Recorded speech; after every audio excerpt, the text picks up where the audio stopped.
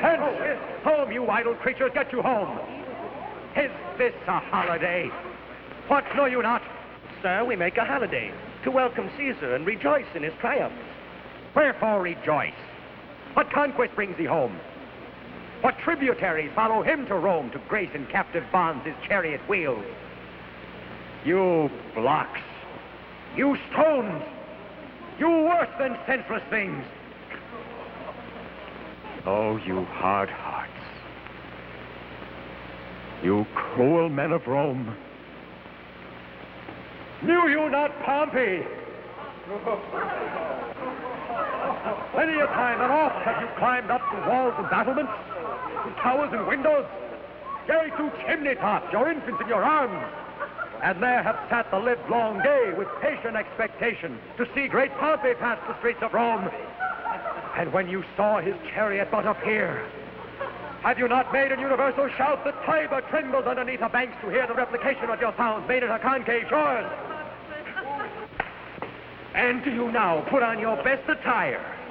And do you now call on a holiday? And do you now strew flowers in his way who comes in triumph over Pompey's blood? Begone! Run to your houses, fall upon your knees, pray to the gods to intermit the plague that needs must light on this ingratitude.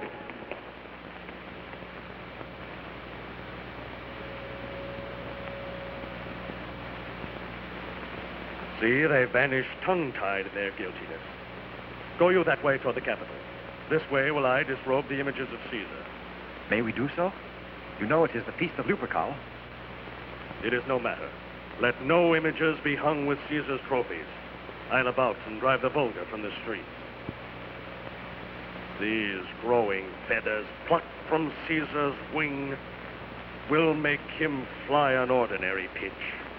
Who else would soar above the heads of men and keep us all in servile fearfulness?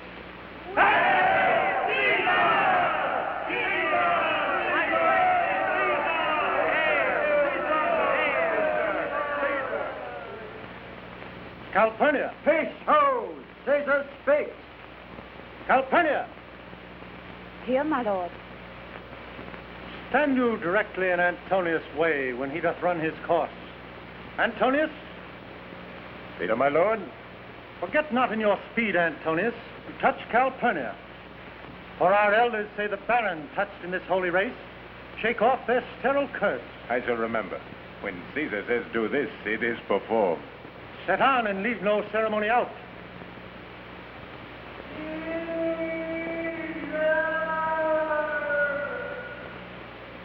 Ha! Who calls me? Bid every noise be still. Who is it in the press that calls on me? What man is that? A soothsayer bids you beware the Ides of March.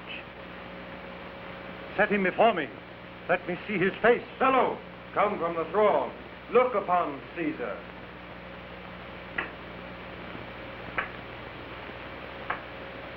What sayest thou to me now? Speak once again. Beware the Ides of March. He is a dreamer. Let us leave him. Pass!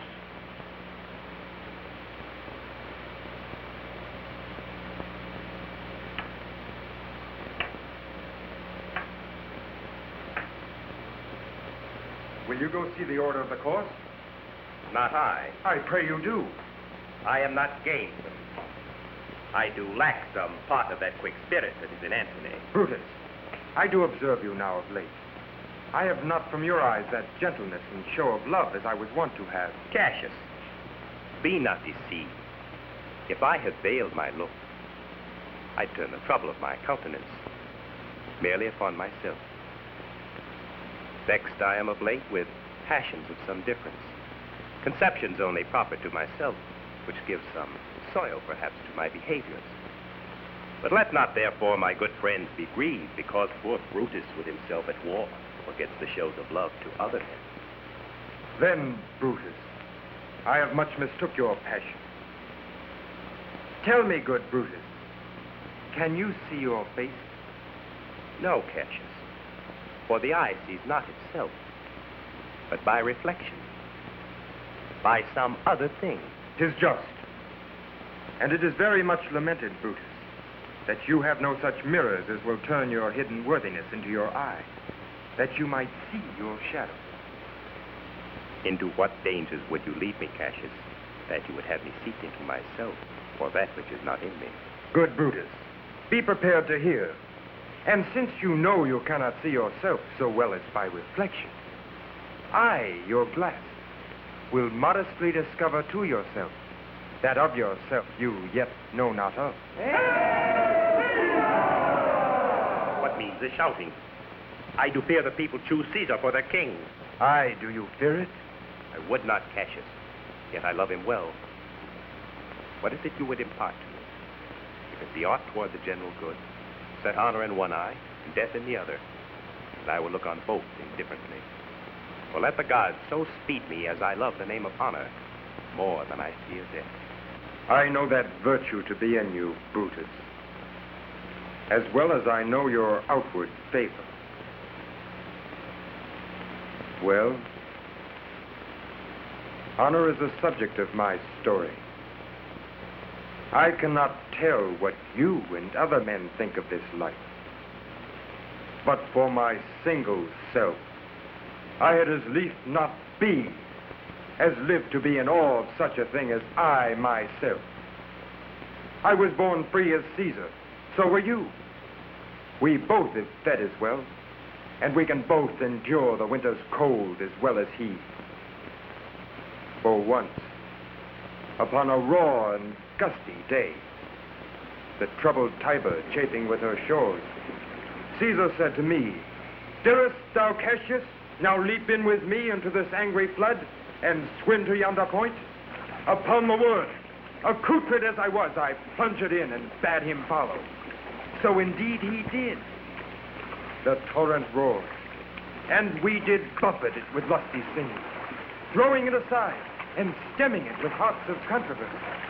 But ere we could arrive the point proposed, Caesar cried, "Help me, Cassius, or I sink!"